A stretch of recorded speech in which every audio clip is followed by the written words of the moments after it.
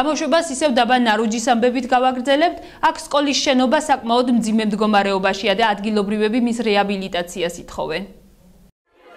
ნარუჯის სკოლის შენობა უკვე დიდი ხანია რეაბილიტაციას საჭიროებს. სერიოზულ რემონტს მოითხოვს როგორც დერეფნები, ისე საკლასო ოთახები.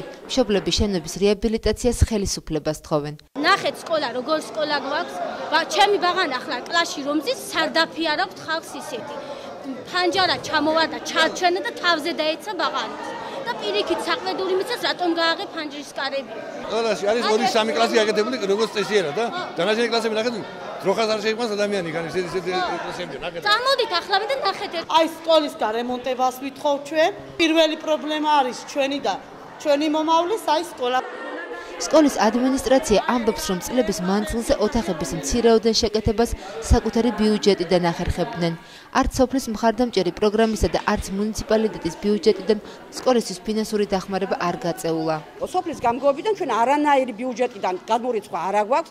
უბრალოდ ჩვენ სკოლას რაც აქვს ბიუჯეტი და სახსრები, აი იქიდან რაც მორჩება, თან აი იმის მიხედვით ჩვენ თვითონ შესაძლებლობის ფარგლებში ვარემონტებთ სკოლას.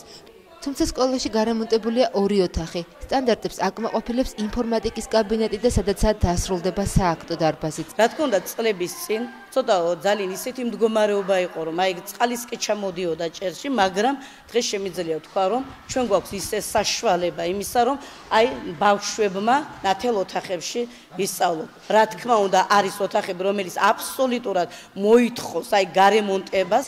იმედია მუნიციპალიტეტის გამგეობა ნარუჯის სკოლის პრობლემებს გაითვალისწინებს და აქაურ ბავშვებს ევროსტანდარტების მქონე თუ არა უსაფრთხო და სუფთა ოთახები მაინც ექნებათ.